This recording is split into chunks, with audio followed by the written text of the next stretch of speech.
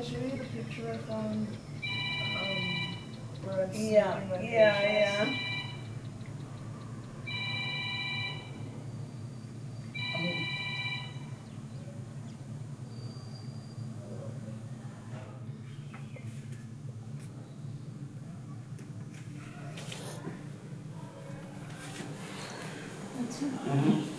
My daughter called. Azadi, Yeah? is this you and That's me and Aman. That's the lady who didn't want to leave without you. Huh? That's the lady who didn't want to leave without you. This lady? Yeah. This is the one who took care of me. Oh, And this is me. so small.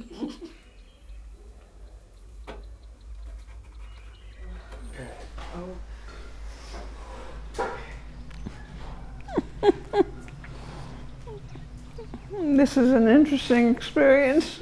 Yeah. But yeah, let me know if you want to stop at any point. and that's Okay. also okay.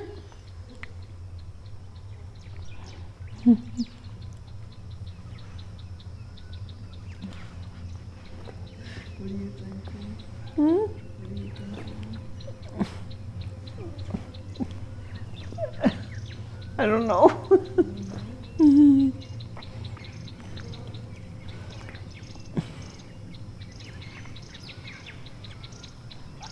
I can't believe that all this is happening. Okay, I was born in Antwerp, Belgium, many years ago, 90 years ago. And I remember I had a sister, and before she was born, I believed, I was told that I had to put almonds that are covered with candy out in the window in order to, I don't know, to tell the stork to bring me a sister. And I remember that.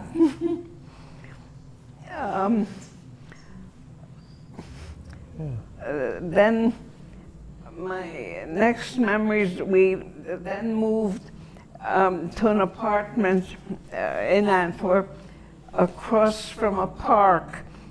And it was now it seems like it was a big park. I don't know if it was really big, but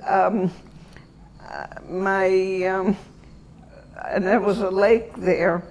And my father, when I was born, when my mother was about to deliver me, my father was in Switzerland, I think, and my uncle sent a telegram telling him to come home quickly.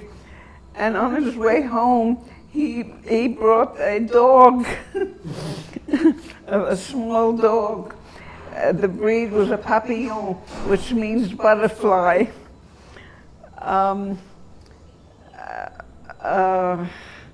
Ask me some questions. What was your life like when you were like 6, 7, 8, 9? Huh? What was your life like?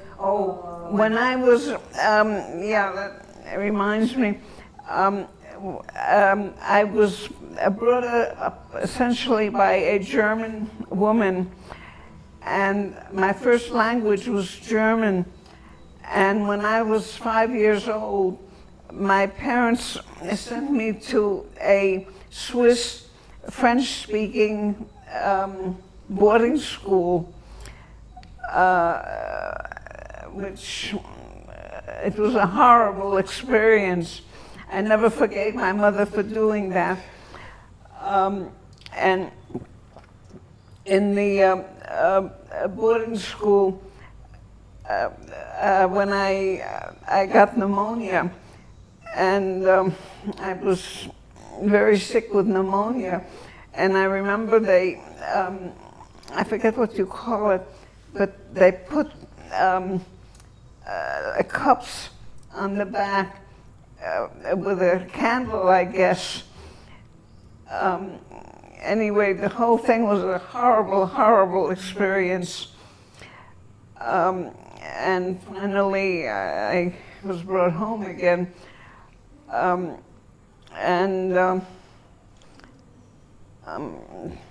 What next?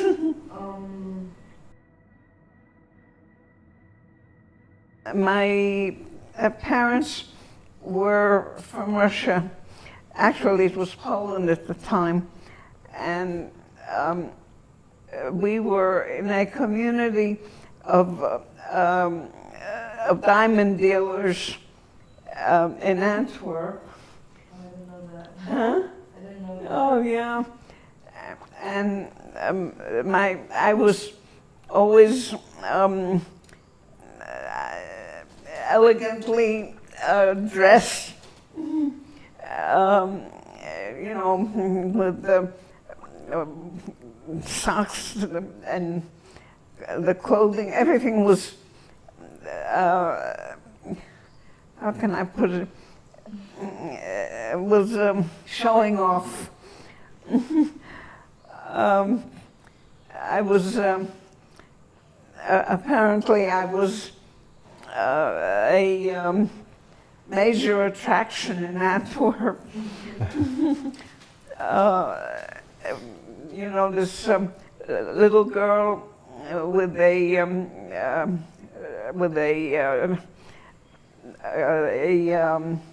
what do you call somebody taking care of me. I was brought up in a very elegant manner and very protected. And then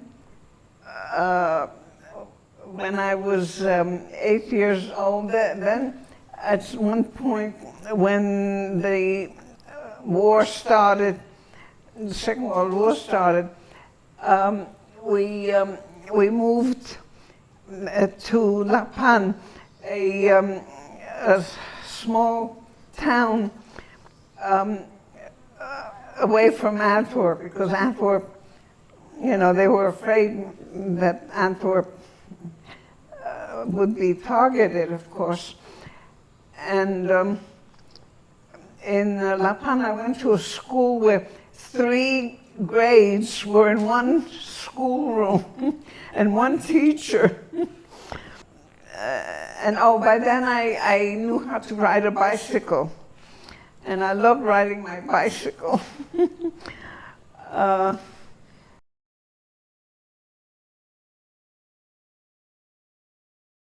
In La Panne, I saw across the street they were digging trenches for the soldiers, and I really couldn't. Of course, they didn't. They thought the children didn't know anything, didn't understand anything. But I couldn't understand why we just couldn't hide behind the brick wall. And finally, when the Nazis bombed the area, my American uncle happened to be in Antwerp with his American car and convinced my parents that we had to start running. He was my favorite uncle, and apparently I was his favorite niece. My mother, my sister, and I were in the car, and we drove to France. And it was a long line of all kinds of transportation, and even people on foot or on bicycles or whatever. And it was very slow moving, of course. And when we got to the French border, by then my parents had Polish passports, and we were, my sister and I were on her passport. And by then, the Nazis had invaded Poland, and the French would not allow any people from invaded countries to enter France. But my uncle was a very humorous, and he knew how to joke. He was very, very clever. And he confused the guards at the French border so much that they never even looked at my mother's passport. And that's how we managed to get into France.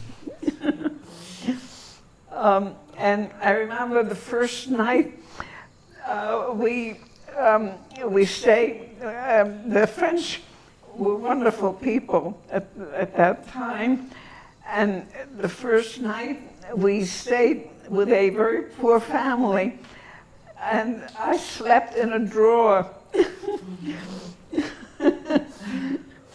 And everybody thought that the Germans would be defeated like they were in the First World War. But that's not what happened. They kept moving south, and as they moved south, we moved south, kept moving. But we lost contact with my father. My father didn't manage to get into France. He and another uncle of mine were imprisoned in Belgium. And but we kept moving on, and finally, when we were near the border of Spain, my father found us. He and my uncle escaped on bicycles, and unfortunately, I don't know any of the details of their escape, and I really regret that I never knew enough to ask him how he found us. In France, all the, what do you call, there were a lot of, what do you call, columns, and they were completely filled with people, you know, information about where they were and so on. And also what was amazing was how the people from Antwerp who were escaping, how they were really helping each other. It was absolutely amazing. So many survived, and it's because of how they helped each other in many, many ways. So, were you traveling with other families when you were traveling through Well, France? at one point, another woman from Antwerp with her son was traveling with us in my uncle's car. And and suddenly I was, you know, from a very protected and elegant life, here I was completely, how can I say, I was a wild child with no supervision. And I was supposed to, my sister talked German, and she talked a lot, and I was scared that if I knew that, I kind of knew what was happening, even though nobody told us anything. And I was scared that if they heard her talking German, we would be in trouble. So I kept trying to shut her up, and my mother kept condemning me for that. also, what was amazing was how I had a very, my mother and I didn't get along at all. And when we left Antwerp, I had to be separated from the person who took care of me. And I had to be pulled away from her. It was a very traumatic experience for me. She was more my mother than my mother. What was her name?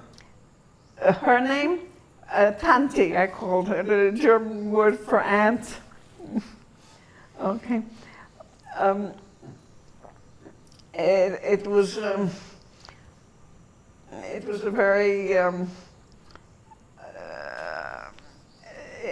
a very traumatic experience for me. What else can I? How did you, like, when you were traveling through France, how did you spend your days?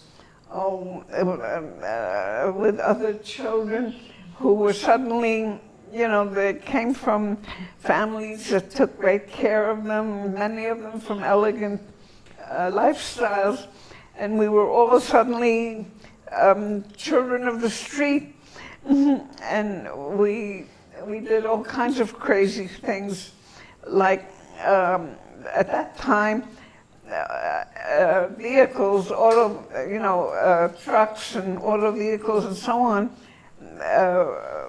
were very slow and, not like now.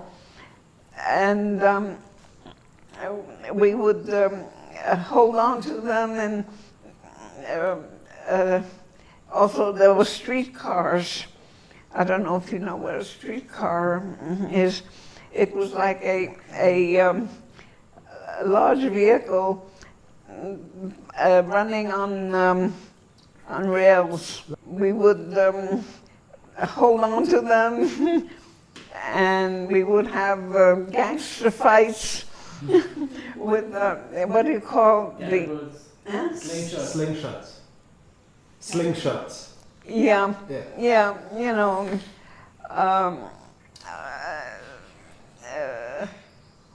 just all kinds of things that kids do when they're unsupervised or when there's nobody to take care of them.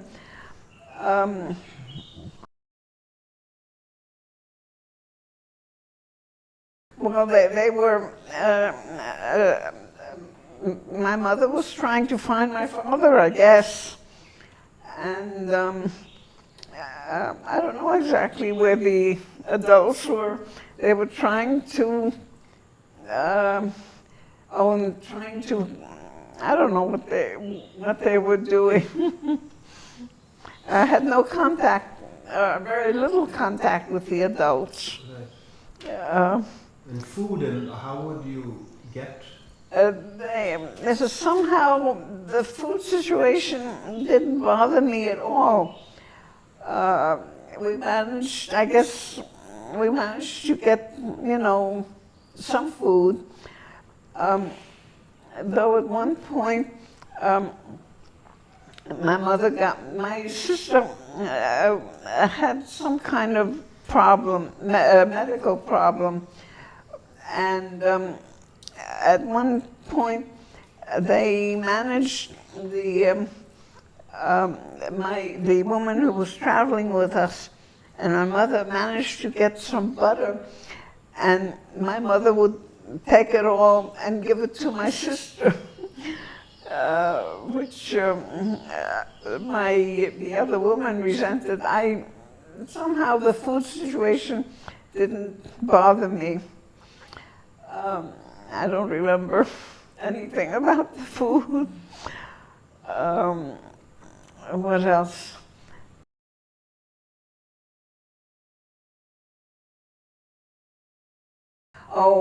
We had a couple of suitcases on top of the car, And one of the suitcases was all the wedding gifts that my parents had. And the rest was some basic clothing. Did you manage to hold on to the wedding gifts? Yeah, as a matter of fact, I think my niece, I have a niece in Israel, and I think that she has them Nice. all this time. Yeah. Mm. And they were, it's very valuable stuff, silver. Yeah. Did you have a diary or something that you wrote? Not at that time, no, unfortunately. I'm not even sure how much writing I was able to do. Anyway, eventually we ended up in South France, and I think I mentioned that my father finally found us. I don't know how he found us. And we managed, the Germans kept succeeding in moving south, and we managed to get into Spain somehow, because Spain was not friendly to all these refugees. And we went through Spain, and then we got to Portugal. Portugal was very friendly to the refugees. And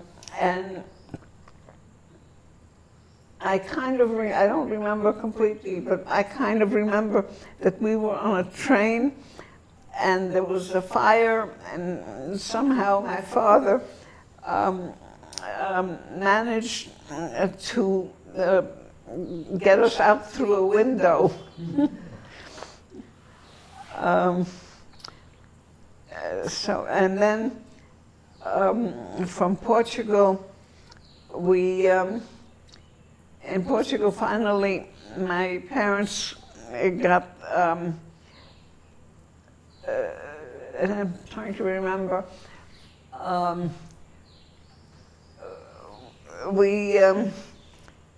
somehow we were able to get onto a ship to Brazil.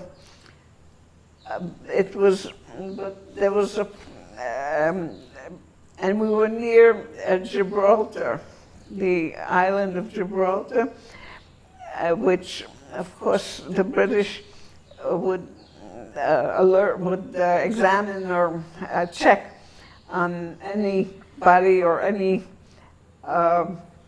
means of transportation. And apparently, the ship we were on was a suspect in some way. Brazil was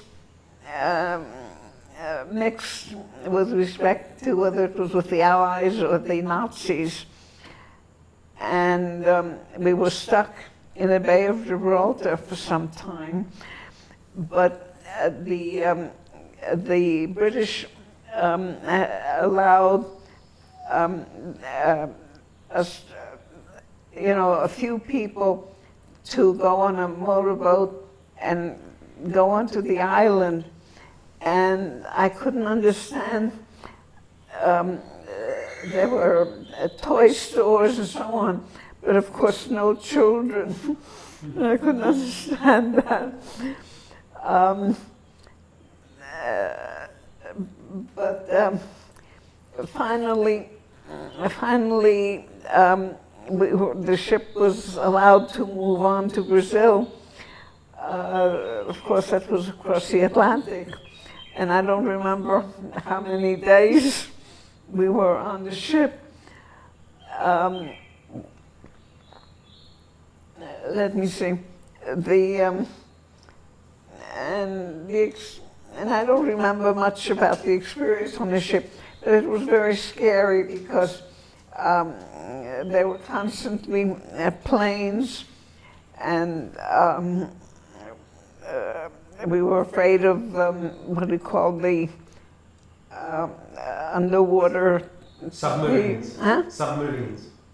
Submarines. Not submarines, but torpedoes. Torpedoes, yeah. Yeah. And, other children would frighten us. But finally we reached Brazil, and we went to Rio de Janeiro, and we were there, and amazingly, again, there were a lot of people from Antwerp. And I was not supposed to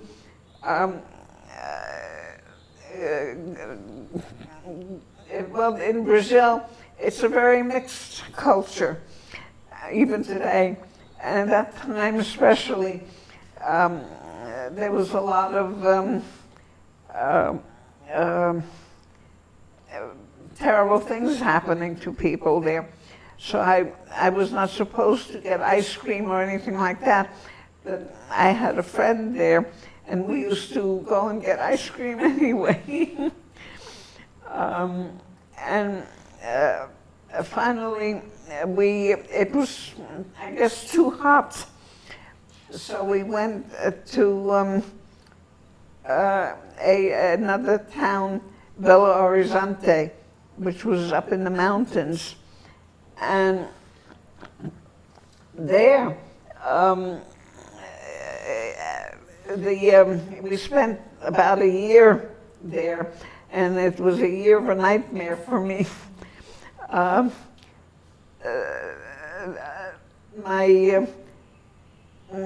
don't even remember my sister there, and we were scared of insects, of certain insects, and also I went to a school. Oh, the school was awful.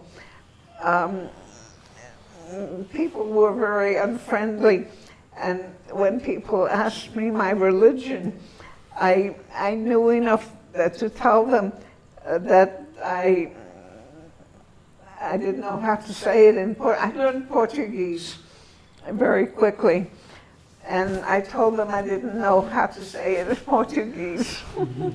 I knew how to avoid letting them know that I was Jewish. But school was awful. And I had to, in order to go to school, I had to pass a house with a child who had, what do you call, the disease that, I can't think of the name of it, the disease. What's the symptom of it?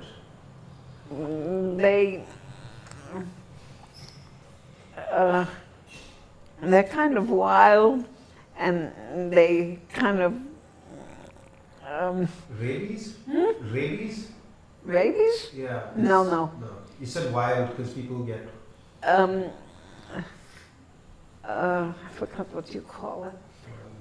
Anyway, I was very frightened to pass that house,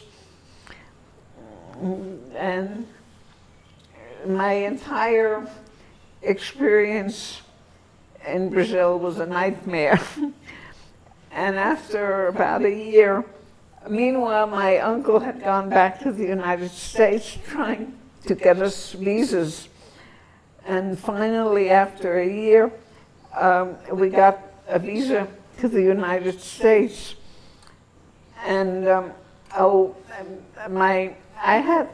in Brazil, my father was, I had a lot of contact with my father, and he managed to open a topaz factory.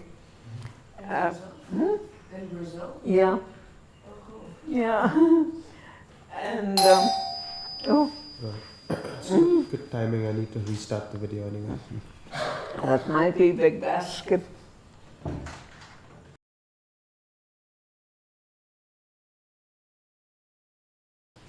What's out there? No, nothing. I was just getting the groceries. No, Okay. the painting. Oh, that painting, it's the Hebrew Yeah. characters. It's amazing. Anyway, where was I? Got to the U.S. Oh yeah, one of the things, it was the first time I tasted marshmallows. It was so amazing. And marshmallows became the symbol of America. And it was the first time that I had such wonderful experience.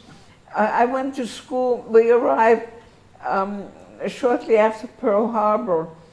That was at the end of 1941.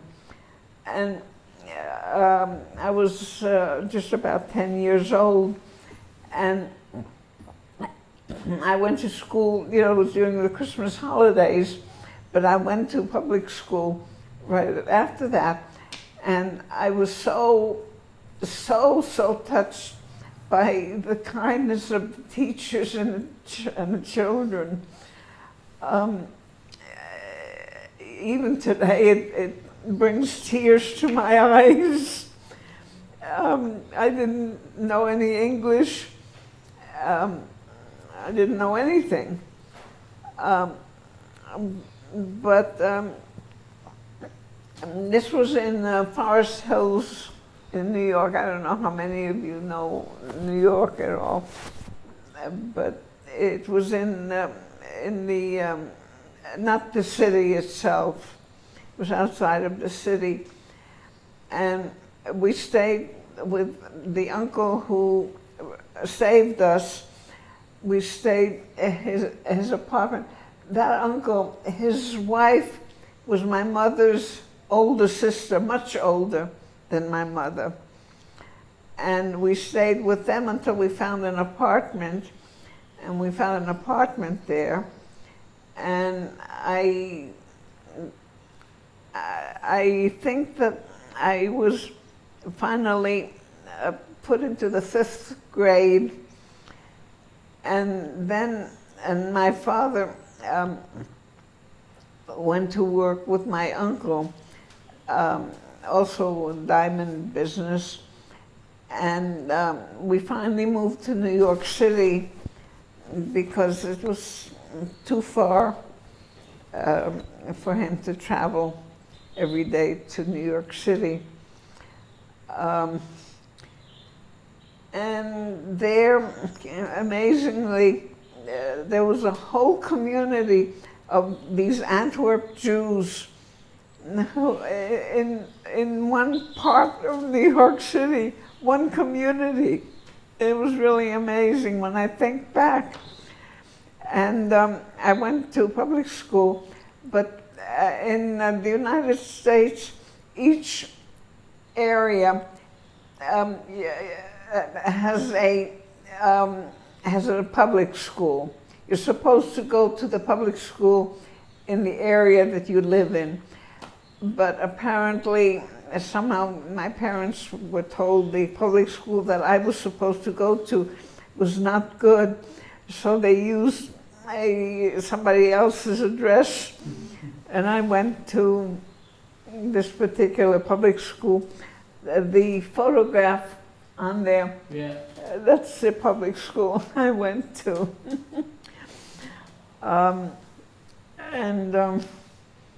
Did your mother's sister move to the U.S. before the war started, or they all? No, we all, all of us were together. Okay. Yeah. No, but you all didn't travel together because your mother's sister had already settled. Well, my mother's sister had been here for many years.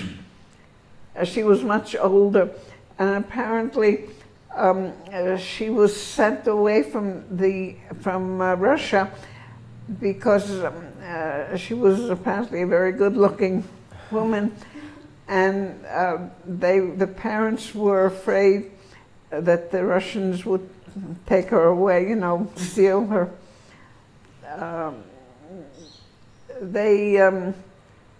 I forgot exactly what they were doing. They were in an Orthodox community,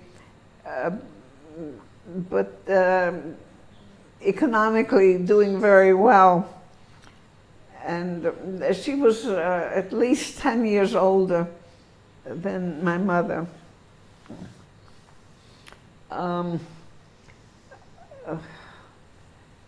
What else can I tell you? Do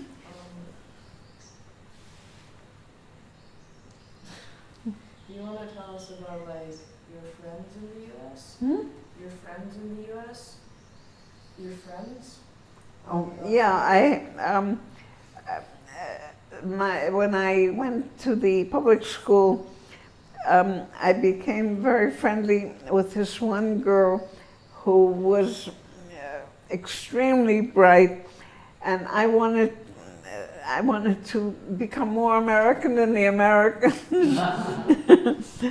And she had fantastic linguistic capabilities, and I became a friend of hers, and it turned out that she lived just one street away from where we were living in Manhattan, in New York City. And I was kind of unofficially adopted by her family. They really saved me in many ways, because the relationship between my mother and myself was awful. Can I ask, why was it awful? Everything. My mother had a very difficult childhood. Her mother died in Russia during one of the anti-Semitic events there, she criticized everything about me. Yeah.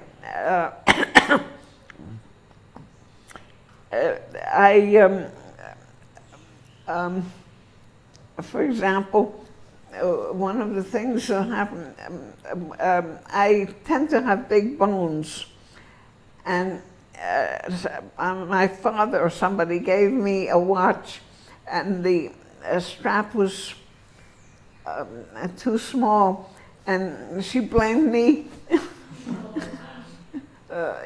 for that.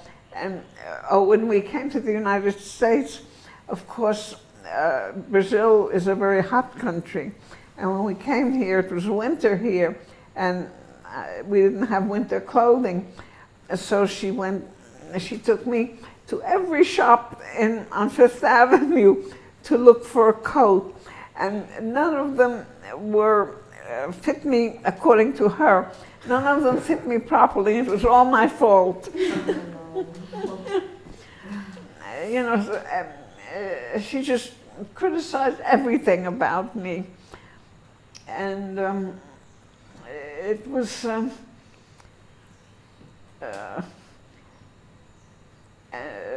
can I put it?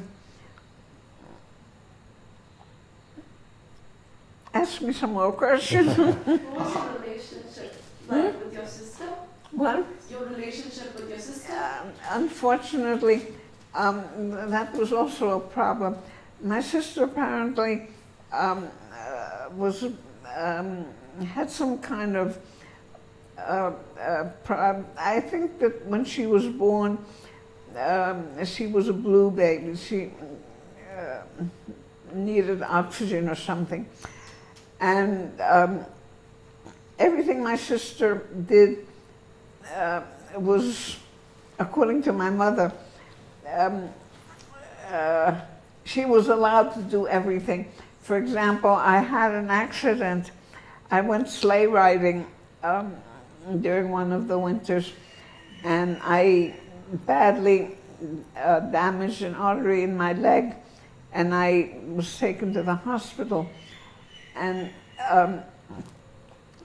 I had to share a room with my sister, and she I knew that she would go. I had my own desk, but she would go into my drawers and things, and I knew that she would do that. So I left a very nasty note in one of the drawers, and sure enough, she found, went into the drawers, and I was condemned for doing that. So everything, and my mother expected me to, she had a lot of difficulty with arithmetic, and my mother expected me to help her with the arithmetic, and I was too young. No, unfortunately, the relationship between my sister and myself was very bad. And when she got married to an Israeli and went to live in Israel and developed brain cancer and was placed in a healthcare facility. And that's the first time I really felt something for her. It was, she wanted me to take her back to the States with me, but there was no way that I could do that. So it was, I feel that I was an only child.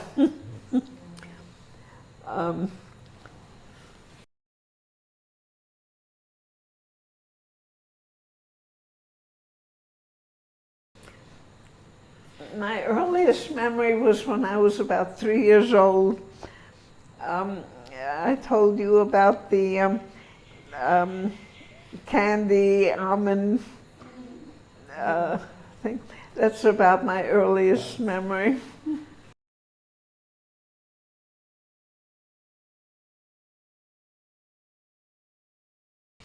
Dreams? Yeah. I don't remember at all.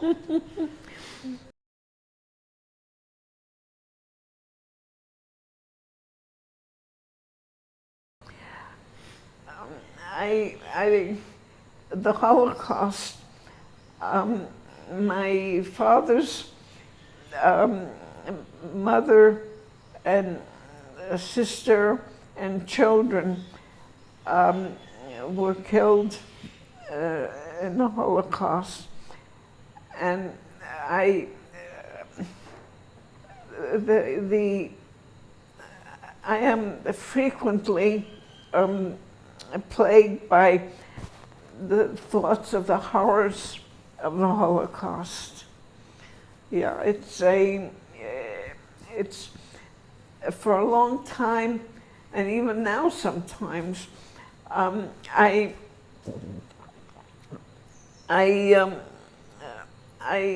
thoughts go to how would I survive? How would I survive the horrors of the Holocaust?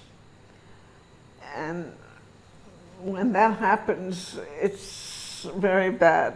It's very hard to get away from those thoughts.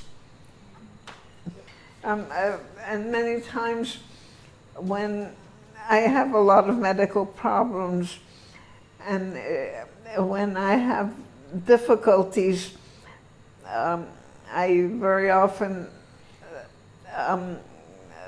think of what people managed to do, how they managed to survive, and that kind of helps me. I use those thoughts to keep going. Yeah, the Holocaust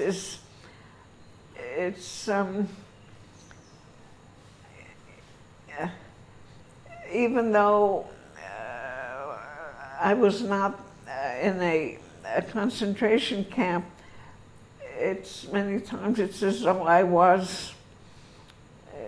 it's a very, I can't get away from it.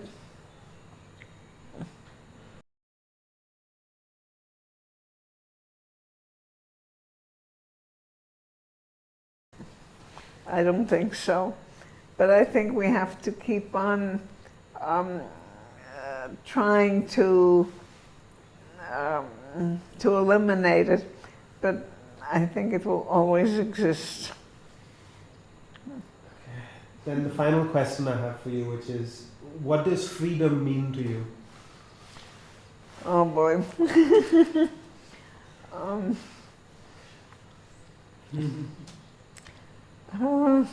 I don't know how to answer that. She's got an answer for you. Huh? Said marshmallows. That's a good answer. The lady who took care of you before you left, did you ever try to get in touch with her? Do you know what happened to her after you left? Yeah. As a matter of fact, at one time I went to visit in Europe, and I met her. She got married to a German soldier and had a son. It was, I had very mixed feelings about her. It was my thoughts many times, all the years during the Second World War, I wanted, in some ways I wanted very much to be in touch with her, but I had very mixed feelings, because she was German. Yeah. It was very Yeah. difficult.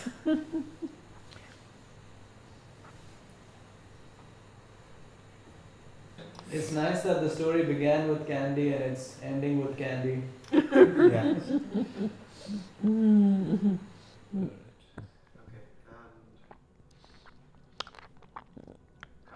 I'll tell you, I thank you so much for coming and for setting all this up. I'm rather lonely here, and it's so wonderful to have all you people here. Thank you so much, all of you, for coming here. Thanks for telling us your story. Yeah. But if you're not too tired, can you tell us what this rose garden story is? What? Because I've heard it multiple times. Come again. Azadi mentioned something about a rose garden. No, About what? it's What?